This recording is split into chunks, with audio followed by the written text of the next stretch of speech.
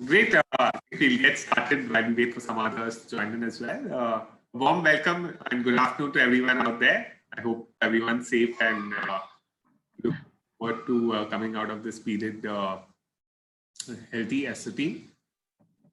I think the agenda for today's session was to have a discussion with Mr. Pramesh Arya, who's the executive director at Dalmia Cement.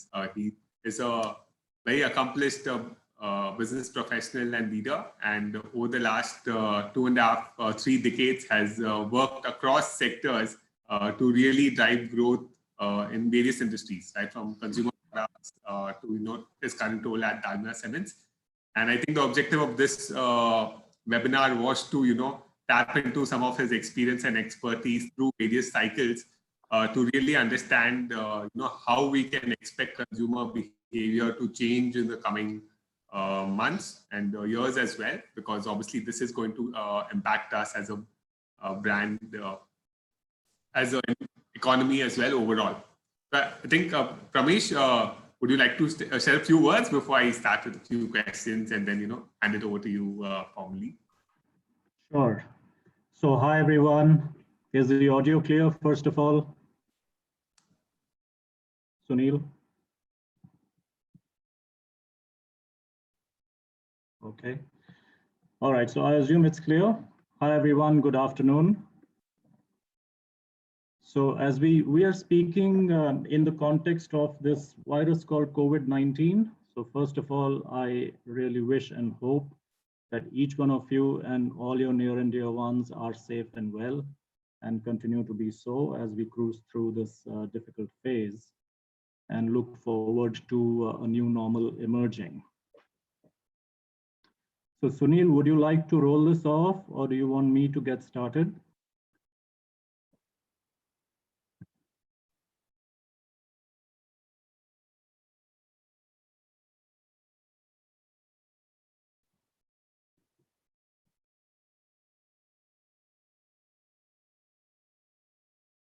Okay, so Suneil is facing a speaker issue and I think he's back. Okay. You're on mute, Suneil.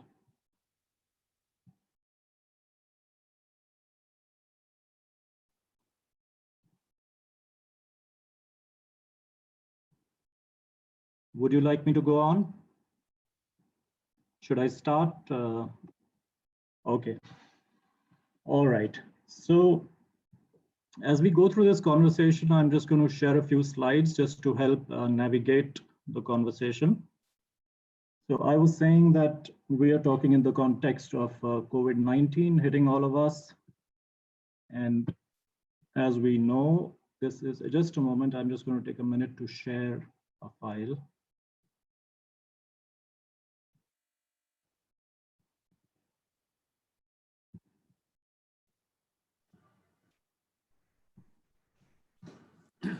All right. In fact, sorry, I think I was not the organizer for the event and I muted myself, so didn't allow me to unmute.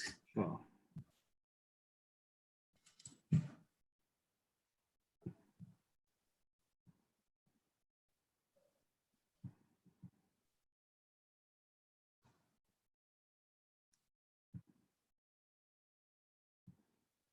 All right. So is the screen visible, Suneil? Yes, very clear. Okay.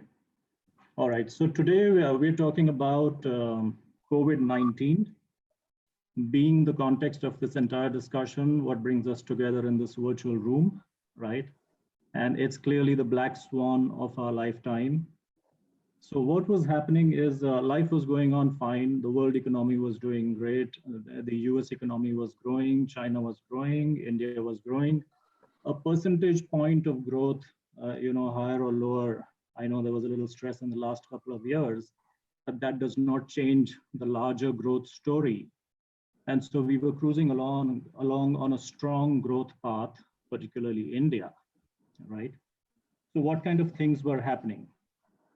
We had, of course, income levels increasing, the Indian consumers laddering up on the socioeconomic, scale, consumption growing, premiumization as a journey taking on in almost every category, digitization as a huge wave, beginning to gain momentum, and as well as artificial intelligence of late, right? Though a bit controversial, but certainly an idea whose time seems to have come, right? And in this context, as we were racing ahead, suddenly in a matter of a week, life changed, right?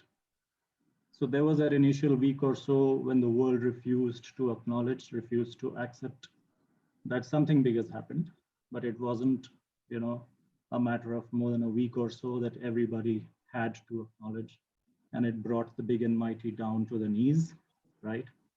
And that's where we stand today as the entire mankind kind of tries to grapple with this new reality and take stock of it and figure out ways of how do we move forward. Now, the way it has been in the last 6-8 weeks, it's completely changed the way you look at life itself, okay? You have consumers suddenly, battling a whole new environment, a whole new way of life, and trying to really soak it all in. It has taken people some time to even accept this new reality, and therefore the initial, violations of lockdowns and so on. And then it became amply clear that this is the new way now, at least for some time to come. Okay. So when something like this happens, what does it really impact? It impacts, first of all, the consumer's mindset, right? It's in the consumer's mind that battles for market share and brands, fighting for supremacy. The mind is a battlefield where brands battle it out. And if that battlefield itself is undergoing a change, it's very obvious that life is going to change for brands and marketers and business in its entirety. Okay. So for all of us as marketers, it makes immense sense to first take a pause and really understand this new consumer mindset, right? As to what's going on in the mind of the consumer and what are those shifts that are happening, which will eventually end up, shaping consumer behavior. So if I stop and gather some thoughts, as we all know, the way COVID hit us, this is one of those few diseases that is so common, is so contagious, and has no cure, has no vaccine, right? So for once, there is a very, very fundamental fear, right, of health and of life itself. And so everything else has kind of gone down in the scale of importance. And what sits right up there is health, right? It's become the topmost priority, the topmost concern. Now, when medical science cannot offer a solution, what you do is look within, right? And immunity is what comes to mind. So suddenly it's health and immunity that people want to build and fight something from within that they cannot fight without, okay? And then when they look out, it is immediately on hygiene, right? That's the only thing that you can take care of on the outside, and the rest of the immunity needs to come from within. So hygiene is the second biggest concern in the minds of people today. And everything that people do today is governed by how hygienic is it? Is it going to keep me safe? Is it going to keep others safe? And so on.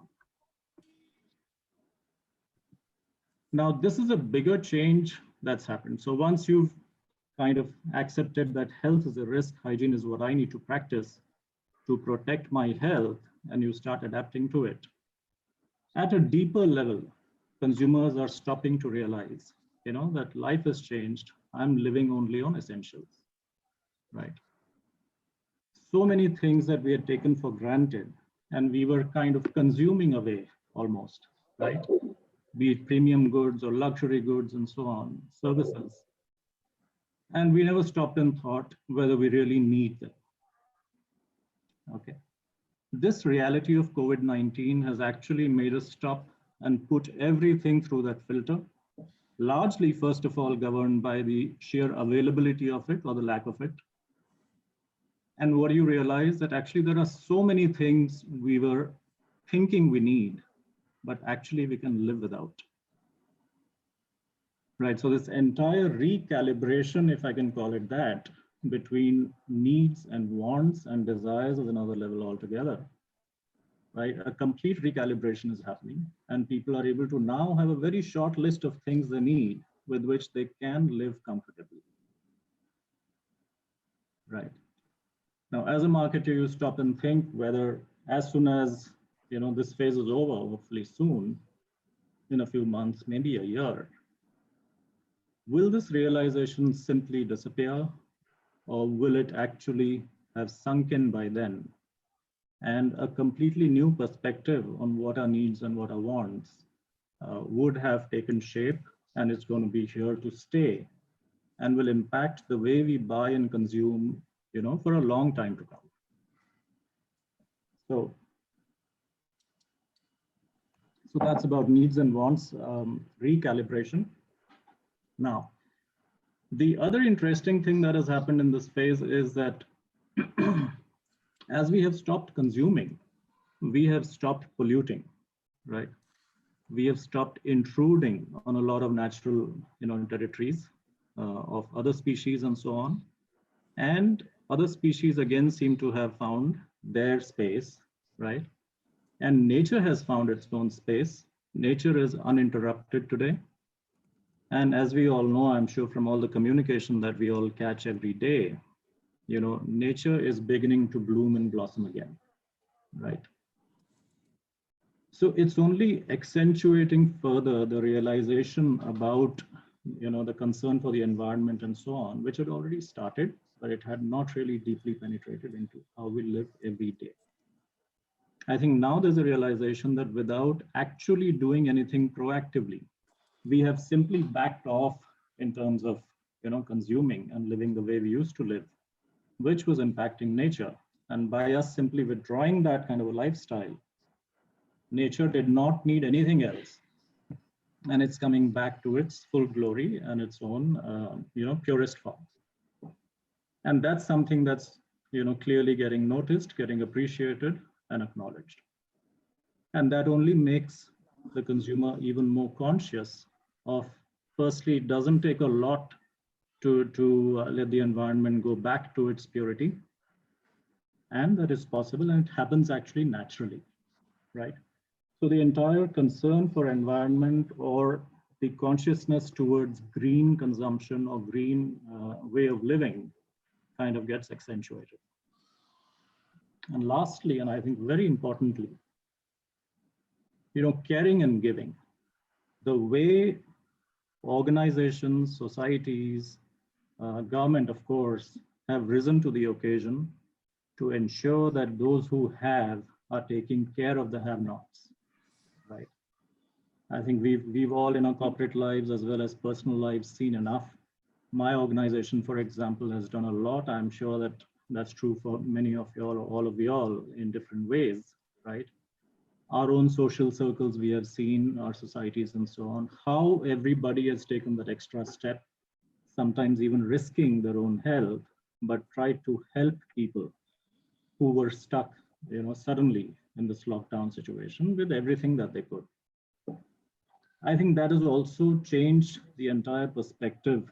These are things that you never did not want to do, but there was no trigger to go all out and do them. Sometimes there was inertia. And I think this phase has brought in that opportunity, the inner urge to go out and do this kind of work, and has been done and has been, has had its own impact, and it's always satisfying to people when you do good. And I think that realization of sharing what you have with the less fortunate has also gone into the psyche of this new consumer that's emerging, right? So I believe that on these 5 parameters, health and hygiene, a recalibration of needs and wants, a rising concern or a consciousness towards the environment, and also towards humankind in general in terms of sharing and caring and giving, are things that have really got ingrained now in the mindset of the consumers. And that's the shift that has happened. Now, with this kind of a change in the way consumers think and believe, when they go back to, when the consumption cycle resumes, so to speak, and when they are back in the market, is it going to impact their behavior? So I'm just going to shift to that section of the discussion. So this is going to cause a shift in consumer behavior. This is not an incremental change. It is not a small tweak or a minor tweak that's happening. It's actually going to be a significant, a drastic shift. Many things maybe which were nascent in terms of, a change phase coming in would immediately get turbocharged thanks to this, and would result in not as, a very, very kind of a smooth looking learning curve, but it would be a spike of sorts. So first of all, with this entire recalibration of needs and wants, in general, there is going to be reduced spending on consumption for good time to come. Right? It is going to be, we have to accept it as marketers, as consumers, we know, right? So one is, of course, the entire revival of the economy in terms of all the moving parts coming back in action, in coordination, and the logistics of it taking off and so on. That itself will cause part of the reduction. The other part of the reduction will be because of the change in the mindset that I talked about, where everybody is now really going back and questioning, saying, do I really need this, right? It's going to be a no frills consumption mindset for a good time to come. People I know are talking about the Japanese method of KonMari, right? Saying, I'm simply going to take stock. Once the markets open up and all of that and life is closer to normal, I'm going to actually take inventory of all my possessions and be sure that I really need each of them or I don't keep them, right? So this is again a new realization coming in, saying we have this, and it happens in a growing economy when income levels are increasing. You're coming from a context of a poor or developing country and seeing new consumption or exuberant consumption, where people want to accumulate assets, experiences, and what have you. And one fine day, a COVID-19 kind of a shock or a black swan happens, and it makes you stop and realizing, do I really need all this? Is it really adding to my sense of achievement? Is it adding to my inner happiness? Is it moving me up in my own mind in any way in life? Even those answers were probably a yes so far, but this phase is even changing those metrics and those yardsticks of saying, what are the triggers of my happiness in life? What should my life goals be? Am I really putting my time, effort, money behind the right ambitions? And people have had a very big reason in this phase, and also the time to reconsider all of this and have a reset in the mind. And that's going to definitely make people a lot more conscious in terms of consumption. This also links back to care for the environment and so on. It's all directly linked to levels of consumption and then the kinds of consumption, right? So it's going to be a good phase of no frills consumption, only essentials or going beyond essentials, but certainly being a little conservative when it comes to premium or luxury goods or even the premium variants. So functionality will be key, and as long as functionality is protected and taken care of, I will be less fussy or less willing to simply invest on feel good aspects. So premium variants of products will need a stronger reason to buy, and will not be so easy to sell. Down trading. So the premiumization journey, as I was saying earlier, was already on. And if you'd asked marketers across industries in the last few years, premiumization was the buzzword, right? In my opinion, premiumization journey, I think, stands arrested or disrupted, right? The market is going to move to more affordable offerings. Consumers are going to be looking at very sharply the value proposition, right? Looking at, do I really need it, and so on.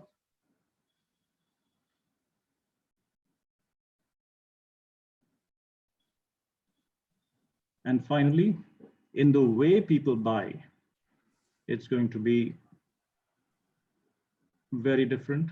People are going to use less of credit, right? We all know what's happening to the stock of companies like a Bajaj Finance, right? Credit card business is certainly going to get affected. So basically, the habit of borrowing from the future is certainly going to get impacted. People are going to be a lot more conservative, a lot more here and now, and not borrowing from the future to afford pleasures today, right? So that's clearly a shift that one sees coming.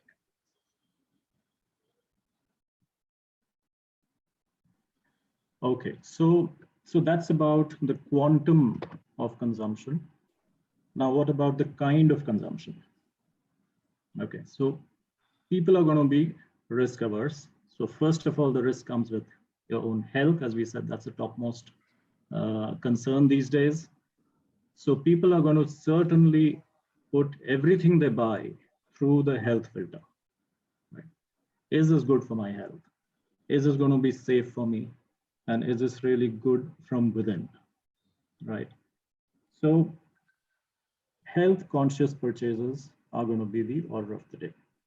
People will go asset light, right? So people are not going to be in a hurry to buy cars and luxury goods and even real estate for that matter, right?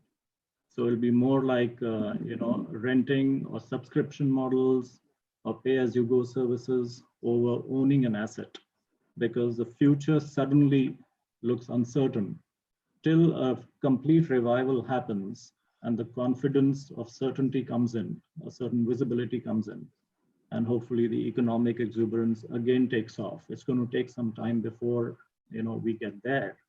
And until then, people will want to be very asset light and very health conscious.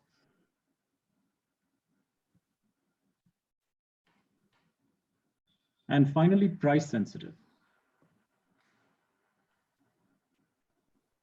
So people are going to be seeking value for money, right? They will not put their money if they are not convinced it's going to add absolutely robust value to what they are actually looking to buy when they pick up a product or a service. So they are going to be deal seeking, promotions and so on will be the order of the day. Marketers will have to also consider this in designing the kind of promotions they design. Value retailing will take priority and consumers will drift more and more towards value retailers for a good time to come. Moving on, e-commerce, which had already started moving, but then it was still in higher single digits in terms of the total business volume. This is going to see a quantum shift. And this is again, a lot of it is simply necessitated by the current, way of living and restrictions and so on. And it's for organizations to scale up, to be able to cater to the kind of demand that's coming up for this. And doorstep delivery is certainly here to stay. Dependence on technology. So online, of course, entirely is built and exists on tech platforms, and that is going to go up. Higher consumption of online media, be it entertainment, be it gaming, right? Now, marketers will also have to look at these and integrate these experiences into their brand stories and how they, reach their brands to the consumers. Gamification will become the order of the day, even in all kinds of business, including engaging with even channel partners or influencers and so on, right?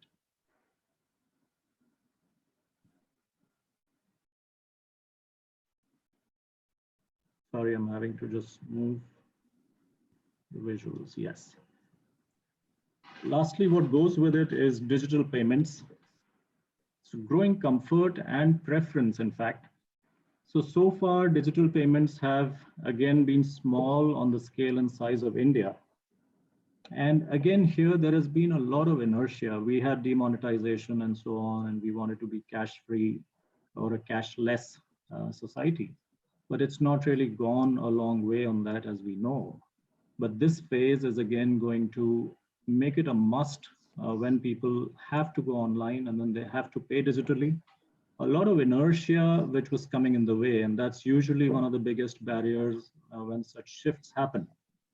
That reason for inertia is taken away and inertia has to disappear, and people are forced to jump onto this train. And then when they do that, they realize that yes, all the fears they had were probably not justified and it actually works and so on. So all told, this is going to really help digital payments and help us go more towards being a cashless society.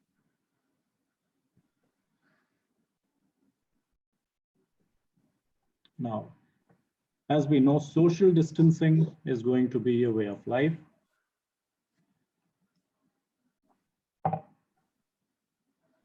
So people are going to be very cautious going back to retail.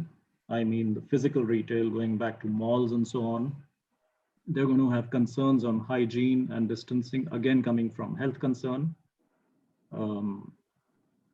This is going to mean a lot of action shifts to the home.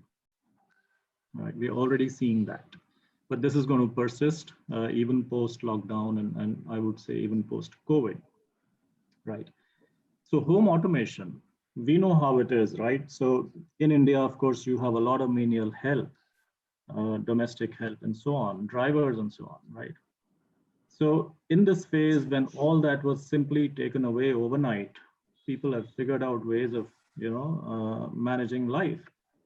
And suddenly you also stop and think that, oh, I could have automated. It was simply inertia because I was aware of it. I was open to it, but life was going on. And it wasn't really something I had to do immediately. And so it did not happen, inertia. Now, I think that realization is there. And the home automation part will certainly see a fillip to reduce dependence on human labor and so on. On the other hand, things like fitness. So fitness at home is certainly going to be kind of accelerated. A lot of hobbies. This again is a trigger that has already happened in this phase, and it's going to finally become a habit. People are going to see also online platforms have sprung up. What existed already has seen an increase in followership and in usership, and more platforms are coming on. So this marketplace is clearly emerging. And getting into hobbies is going to be online, and more resources are beginning to get available already. And this will only further strengthen. And even post-COVID, this will only get stronger and it's not going to go away. E-learning, probably e-education per se, is again something that was happening. It was still like e-commerce, was a small part of the overall, education. There was this entire belief that education has to be face-to-face. It's always more effective that way and so on. In this phase, when there was no alternative left, and my son is doing Zoom classes every day. Now they moved to MS Teams, of course, we all know that. So schools' entire curriculums are running online and e-learning. Universities are offering free courses. Organizations are setting up online learning platforms. Organizations are tying up with universities. So there's been a whole lot of action in the last 3-4 weeks in this area. We've done a whole lot in this to really even not just always to educate, but even to engage with our consumers, our channel partners, our influencers, and give them something constructive, meaningful, entertaining, and engaging to do while they are locked down at home. People are going to experience that. And there is already a realization, including even work from home for that matter, to begin with. We all know that, right? We all, I'm sure, anyone who's present on this call today is experiencing it, that it works a lot better and a lot more than we had imagined before, right? So e-learning, I think, will be the biggest beneficiary from this phase. And this is, again, a shift that's going to continue to strengthen. And finally, just a moment. Yeah. Socio-cultural changes. So people are going to want to avoid crowded places, as we said, to begin with, for malls. But even in a country like India, you have festivals, you have events, you have weddings. This is not something you can do away with, beyond a certain point. And these platforms, I believe, will evolve to take care of social distancing. So you'll probably see new formats of events, and new formats of festival celebrations, and new formats of even wedding preparations, and how weddings are conducted, and so on, will evolve conversely to take care of this need of social distancing, because the business model has to move on. And in India, we cannot do without festivals as an integral part of our culture, right? So there will be quite some evolution on these fronts as well.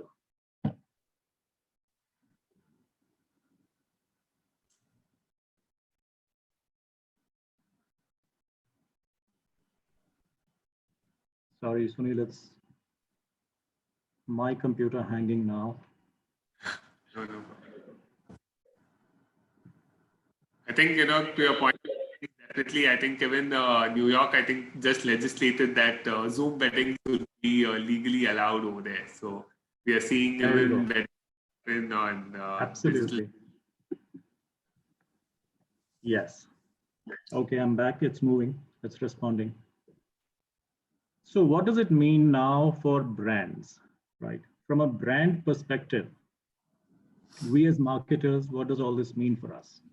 What do we need to do, right? Having mapped all these changes that are going to happen, we will practically have to rebuild our marketing strategies, because the lay of the land has completely changed. It is practically a new market, and I would say across categories. You will need to completely remap your market, resize or re-estimate demand. You will have to resegment the market, right? You will have to actually redesign your product offering to take care of all the shifts we talked about, right? Product packaging, formats, value offering will have to be rebuilt into the product strategy and the product design, right? We will have to look at a completely new go-to-market model, again, to be able to be present online, right? Today, there are so many categories that don't have an online model of online selling or online or consultative selling. Many times you believe that it's not possible, but necessity is the mother of invention. We've seen that in a dozen things in this phase. And I'm sure that companies will rise to this occasion and make things possible in different ways with technology and AR, VR, and AI, and what have you. I think it's all going to come into play, right? Be it a test drive for a new vehicle, or a more meaningful product demo than showing you just an online, catalog or a set of images, but actually helping you experience a new consumer durable product being launched in an online way, in a VR or an AR way, right? So I'm sure organizations are going to invest on creating those kind of platforms and make them available, and will be an integral part of marketing strategies. The entire go-to-market will change. The communication patterns will change, because communication consumption is changing, right? So I would say that for marketing, it's a complete, it's not a small change, it's not a tweak, it is actually a recast. So marketers will have to rebuild marketing strategies. Technology adoption, we talked about already, right? Online presence. I think already in the medical field, we have seen, hospitals and clinics have already made available online and video consultations and so on. A lot of it is happening. So I did the same actually a week ago for my mother. I would never have imagined doing that, because you just don't imagine that, you have to see a doctor, you have to see a doctor. That's a normal thing to do, take an appointment and you go there, right? So this is the first time that I did a video consultation for my mother with her doctor. And actually it worked absolutely fine. And I was evaluating after that, saying, did I miss anything? Was there any compromise, any dilution? And the only thought I had is that, as long as it's not a first time visit, if it is a follow-up visit, if it is a second visit where you are simply, it doesn't need a physical examination and so on. So it will still not cater to every situation. But compared to pre-lockdown, I'm sure a huge distance will be covered on this, and a lot of online consultations can happen. It will not be 100% absolutely, but a lot more than before, right? Which app did you end up using, Pramesh, for your consultation? So I did this with Max Hospital, so they have their own app. Sure. Yes. And I think every hospital has. I think even a lot of aggregators. There are aggregators as well, and I think this one is an aggregator, but Max has tied up with them, and understood. Yeah, I think we're seeing massive traction there. I think even the because I think obviously even doctors, a lot of the problems can be initially seen on the screen itself. Even if you have a skin problem or. I think the issue here was more adoption. I think technically it's not that it did not exist, but adoption was, you never felt that you had to go that way. And there wasn't a multiplicity of platforms. I think both those things have come together now. Today, there is a multiplicity of platforms to begin with. Every hospital has jumped onto it. And of course, we, the users of the service, have also gone for it. So I think it's finally coming together. And this is going to stay even post COVID, right? So this is basically technology adoption on both sides, the brand side or the business side, as well as the consumer side. I think the safety part you are mentioning as well, right? You don't want to go and acquire a sickness at a hospital or clinic. So exactly. Absolutely. Yes. Thirdly, and I think this is linked to the earlier point of giving back to society, the whole consciousness of sharing and giving. So CSR has existed for a long time, but we know that it's still, even within organizations, how it is structured and organized. It is part of corporate up there, and sometimes some brands have made an attempt to marry marketing or brand communication and brand presentation with a CSR angle kind of merged in, but it was not mainstream, right? I think in this phase, even CSR or doing, I'm just saying CSR in a business sense, but basically about giving back to society and towards the environment and supporting that cause and so on, I think is going to get more and more integrated with marketing. Consumers are more sensitized to it in this phase than ever before. And they are also going to prefer brands that are able to integrate these two aspects. And every time consumption happens, if I have the satisfaction of knowing that I'm also doing good to people or the environment, I'm going to prefer those brands. So this integration, I think, is going to scale up. Lastly, and I think this is at least in my own mind, a very interesting point. In this whole experience, to me, the government is a surprise package. Okay, so we never held the bureaucracy in such high esteem. We never held government hospitals and doctors in such high esteem. We never held the police force in such high esteem. Right, the way all these government bodies have risen to the occasion, the way they have, so they've proven that they can be very effective when they choose to be. Right? And in this phase, they've also, of course, been given the resources and the tools, but those tools are going to now stay. So they have also kind of shifted orbits in a manner of speaking and moved into the next or the next to next orbit, and that's going to stay. So they have reached another level of competence and capability and energy and so on, and also been acknowledged for that, right? And I think that change is going to stay. The entire, the perception of government bodies, I think, has changed in this phase. And this is also going to be a marketing opportunity. I foresee a lot of, like a public-private partnership between brands and government bodies coming together to do good and integrate, again, marketing with CSR and with government projects. And this is also going to help in nation building in its own way. So I think this is a very good synergy that's possible without losing out on the feel good of it. At the same time, improving and enriching the proposition to consumers from the brand side and so on. So I see this as a very interesting opportunity. Now, when marketers actually get down to doing all this, I think they are going to realize that it is not limited to marketing, right?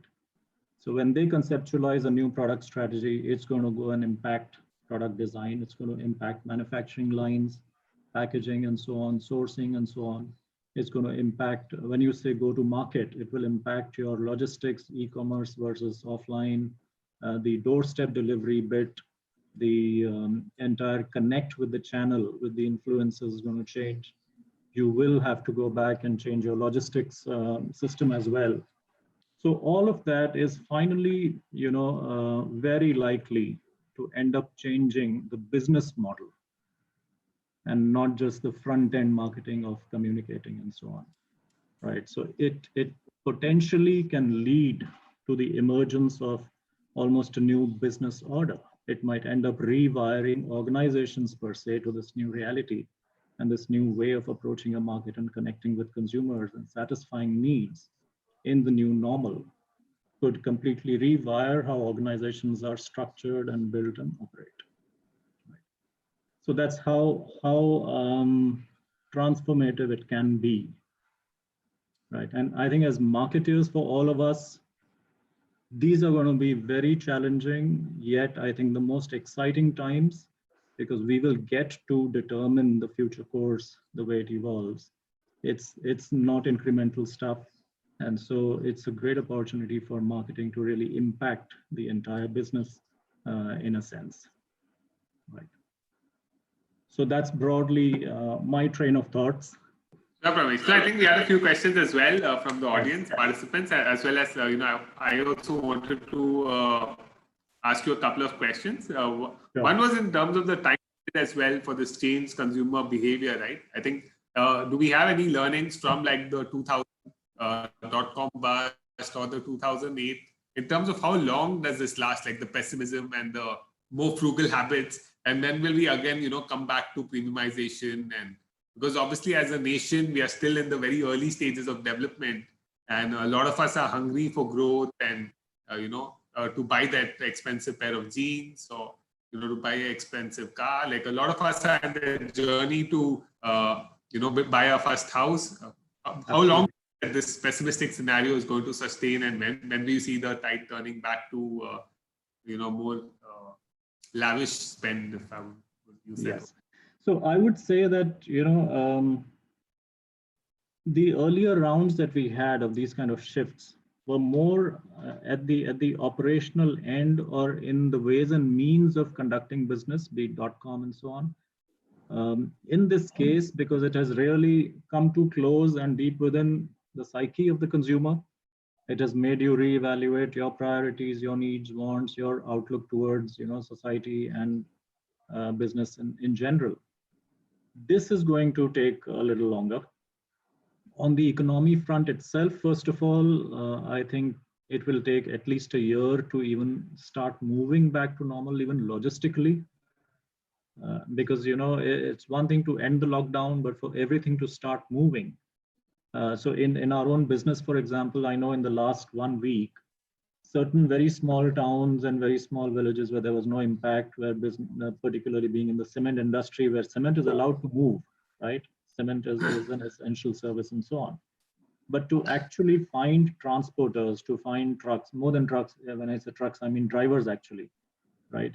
To actually make it move on the ground takes a lot more than a government order saying, okay, you're allowed from tomorrow. Right.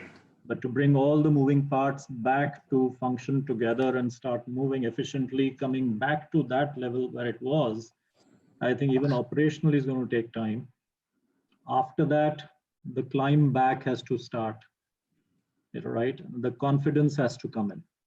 So everyone would have their own different estimates, but in my own mind, with simply extrapolating the way my mind is working, I would say 3 years. 3 years. For us to reach that stage where you're saying exuberant consumption is back and we are raring to go, and I want that next expensive product, and I'm not going to ask too many questions of what it gives me more than the next lower one. I would say right. 2 to 3 years. I think that would mean also imply that this whole generation, how we have earned and how we have spent our money, would drastically change, right? If it's going to be 2.5 years, it's going to be a pretty sizable part of our working lives as well. So, absolutely. And I think this is again talking more at the level of not being conservative or not cutting back consumption, but right. the kind of consumption, the consciousness towards health, the consciousness towards environment, the consciousness towards even sharing and so on. I think those are permanent changes that will happen. Sure. Understood, Pramesh. And I think they're all good finally. Yeah, I think Yes. As an economy, you probably want more consumption and more rotation of the money flow. But obviously, from an environmental perspective, we've already seen climate change be a looming threat for us, which we have not addressed. So I think some worlds are now colliding head on. Exactly. You said it. So I think even organizations, I'm sure, will reconfigure their products and everything so that if you consume more, you don't have to necessarily harm the environment. Right. If your products are designed in a way that they don't impact. So it will have to be, everybody will have to do their bit, but I'm sure that this new normal will emerge. Understood. I think couple of connected questions from Yash and Kapadlip. I think one was both were around the big ticket investments. When do you see those taking off again, especially like the real estate sector or probably other like large ticket investments? I would guess like very large weddings or a luxury car. Well, that's a different segment, Suneil. I would say that if you're talking about the absolute, tip of the pyramid luxury segment, that may bounce back actually earlier. The rich are still not as impacted by this. Yeah, the uber rich, yes. The real estate sector, any thoughts there? Like, obviously there are different price segments. I think the question doesn't clarify that, but obviously there would be a budget segment and a mid-level segment. Yes. So, yeah, real estate was already actually going through a lot of pain for the last 2-3 years, as we know. And yes. In that, this is only going to be another blow, right? When revival happens, it will certainly be at the lower end, more the affordable housing segment, and that will turn fast, of course. So today, I know, being in the cement sector, that already the Manrega projects and affordable housing projects is where the government is saying you can, actually don't stop and keep going. Right. So that part will recover much faster, but the mid segment and the premium and luxury segment will take time. Right. And that's got to do more with the financial condition of the real estate providers rather than the consumers. Right. I think definitely, I completely agree with you over there. I think a lot of our real estate clients as well have shifted their portfolio itself completely, from being mid-market or up-market to the affordable segment. So in luxury, developers have either created sub-brands for affordable projects or have completely moved to the affordable segments. I think another question from Mukesh was on how do you see commuting changing post the lockdown, especially like public transport, carpooling, cabs? How do you see winners and losers emerge in commuting? Well, interesting. So I think public transport, at least till the vaccine or a sure cure is not found and made available. Being made available is another challenge after being found. I think until then, it will have to respect social distancing norms. So it will have to change. I happen to see a video of some trials being done by the railways of how they will start running the train system, but by ensuring that there is social distancing in how seats are used in the trains and how consumer travel, the traveler traffic will move across the ticketing system or the platforms and the bridges and so on. So I think it will have to change completely till we are totally out of this with a cure and a vaccine, and that risk is no longer there. Right. And so also for the Olas and the Ubers, I think there are also some of these early norms coming in saying you will allow only, the driver plus one passenger, not more, and so on. So all those guidelines, which will effectively reduce the capacity to about 30%, will have to come in. Right. Yeah, absolutely. I think transport as a category itself is going to see some degrowth, right? As more people stay at home, air transport and local transport. I mean, like less people are going to fly. So obviously travel from the airport into the city itself would drop drastically across all our cities. Absolutely. Yeah. I think also it comes back, I think a couple of connected questions even on carpooling and communication strategy, for example. Like how do you see, for example, if there's a carpooling company, how should they change their communication strategy to, assure consumers that, hey, it's safe to use a carpooling company? Well, they will actually, it's more than communication because they will first have to redesign or significantly change, if not redesign, their product offering. Right. So like I was saying, in a general sense, that health will be the first concern in even choosing products. So health and hygiene will have to be built into the product proposition. So including for the carpooling companies. So what are those steps they will take to ensure that the vehicle and the driver and the ways of working of these two and the interface with the customer, which is you and me, what steps have they taken to make it absolutely safe? And then communicate that. But changing your business model and the operational model Yes, before you communicate it. absolutely. And again, technology, if it can give solutions there, would be great.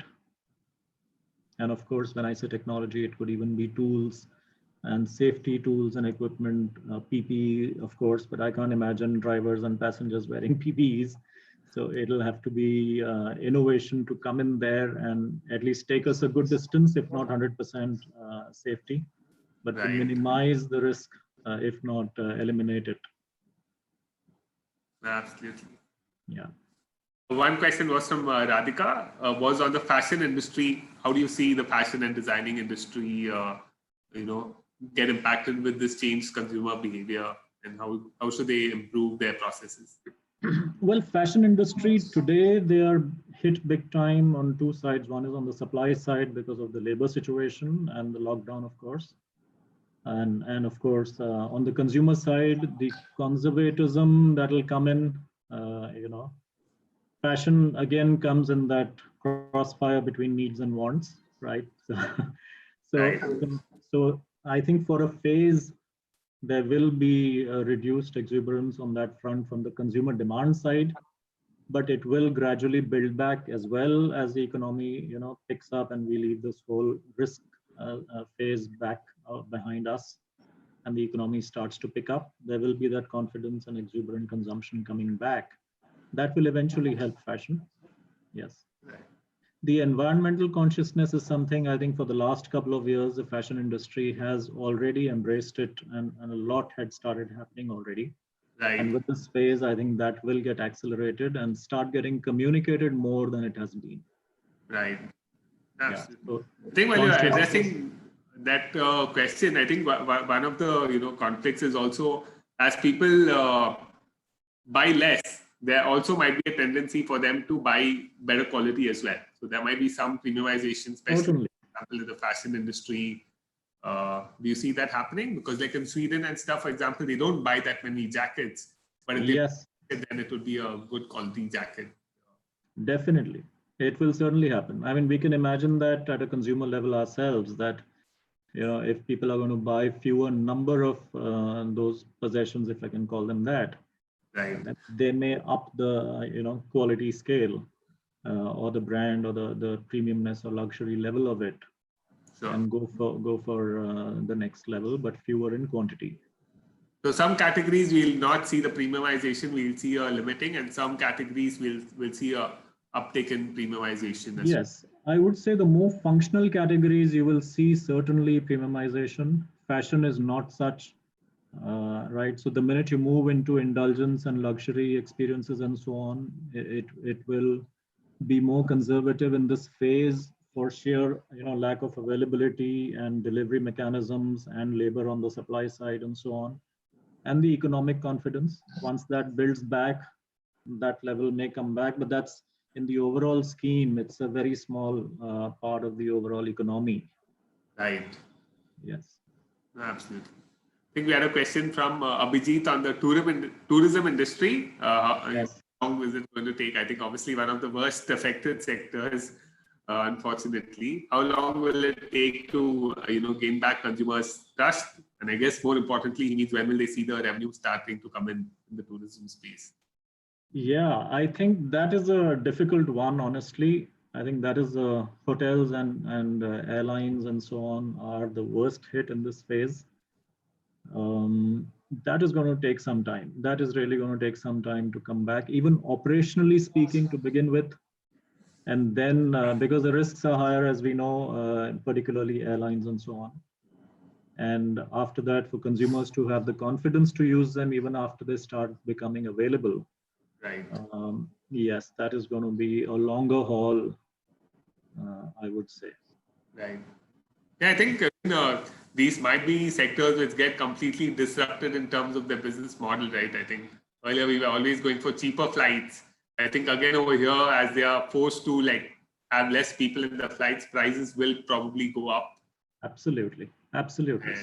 So I think in the phase when they have to ensure social distancing, and that obviously means the cost goes up, per passenger and Right. so on. It will impact, but then the government will also have to step in to make sure that it doesn't get predatory on the consumer. Right. So some kind of a balancing equation, I guess, will be arrived at. And then once this phase is over, it will be a crawl back. Definitely, Ramesh. A couple of questions again on the real estate space from Abhinav on the commercial real estate space. And we had one more gentleman asking on the real estate space. So commercial space specifically, do you see I think there's not consumer behavior, but more business to business behavior, especially on the commercial side. But for commercial real estate, how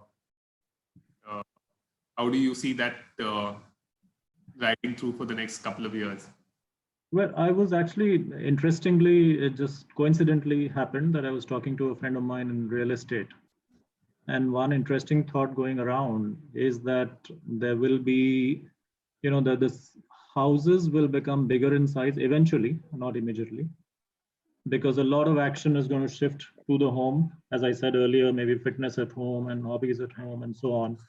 And houses, the average home size may become bigger to accommodate some of these things which were earlier not supposed to be at home.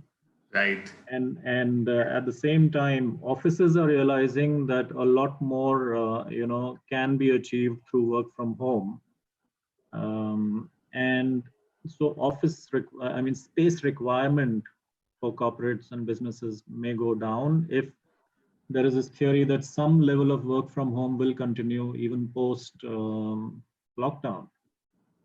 Definitely. Because it's efficient and some part of business works actually fine with no dilution at all. And people have more flexibility and offices can save overheads and so on. So even if there is a, let's say 10 or 20% kind of a dedication to work from home, in absolute terms, that'll be huge. Yeah. No, definitely. I think again, I think two contradictory forces working here. One is if you're having an office open, you need to maintain space between colleagues. You need more space for the same people, but at the same time, you're going to be having more staff working from home.